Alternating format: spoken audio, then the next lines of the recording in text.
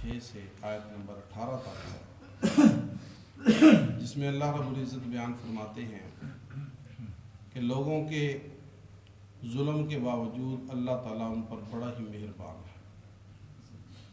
اور اس کی مہربانیوں میں سے یہ بھی ہے کہ اس نے ہر قوم کے اندر ہادی اور رہنما بنا کر بھیجے ہیں جو انہیں اس کا تعارف کرواتے تھے، اور وہ خود اپنا تعارف فرماتا ہے، اللہ یحمل ما انثی، اللہ جانتا ہے جو کچھ کوئی مادہ اٹھاتی ہے، رحموں میں کیا بڑھ رہا ہے کیا کم ہو رہا ہے، ہر ایک کے ذرے ذرے سے اللہ رب العزت واقف ہے،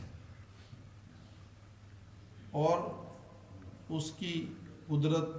اس کی بادشاہی، اس کی جلالت بہت عالی شان ہے، عالم الغیب والشہادہ ہے، اور اس کا ایک ایسا نظام ہے کہ ہر ایک انسان براہ راست ہر وقت اس کی نگرانی کے اندر ہے۔ یہ اس کا ایک زبردست نظام ہے کہ ہر ایک انسان ہر وقت اس کی نگاہ کے اندر ہے، اور فرشتے جو بڑی طاقتور مخلوق ہیں وہ بھی اس کی عظمت اور جلالت سے کانپتے ہیں اور تسبیح بیان کرتے ہیں،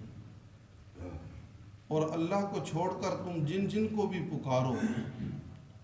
وہ تمہاری پکار سن کر تمہیں دینے کی صلاحیت نہیں رکھتے۔ اس کی پھر ایک مثال بیان کی، فرمایا جس طرح کوئی پیاسا کنویں پر چلا جائے اور ہاتھ پھیلا کر مانگنا شروع کر دے، باسط کفیہ الی الماء لیبلغ فاہ،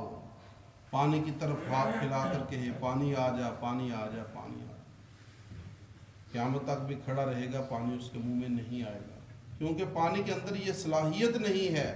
کہ اس کی فریاد کو سن کر پورا کر دے۔ تو اسی طرح فرمایا کہ اللہ کے سوا کوئی جس سے بھی مانگتا ہے اس کے اندر اس کی فریاد کو پورا کرنے کی صلاحیت نہیں ہے،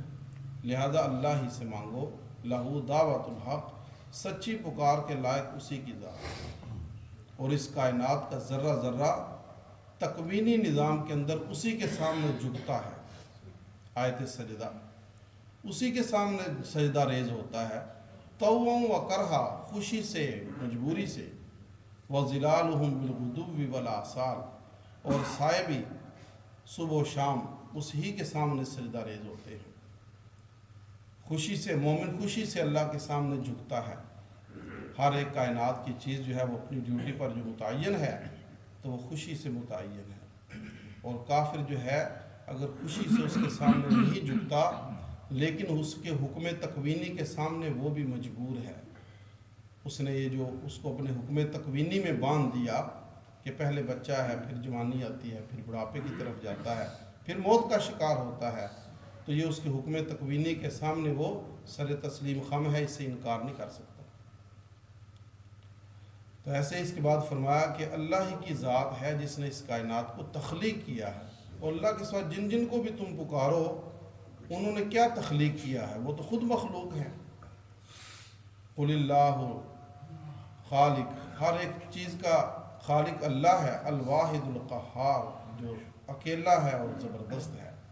وہی آسمان سے بارشوں کو نازل کرتا ہے، اور اس کے ذریعے سے پھر طغیانی آتی ہے،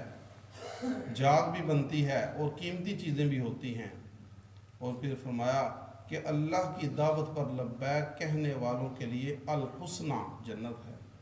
اور اس کی دعوت پر لبیک نہ کہنے والے، انکار کرنے والے جو ہیں وہ جہنم کا ایندھن ہے۔ اللہ تعالیٰ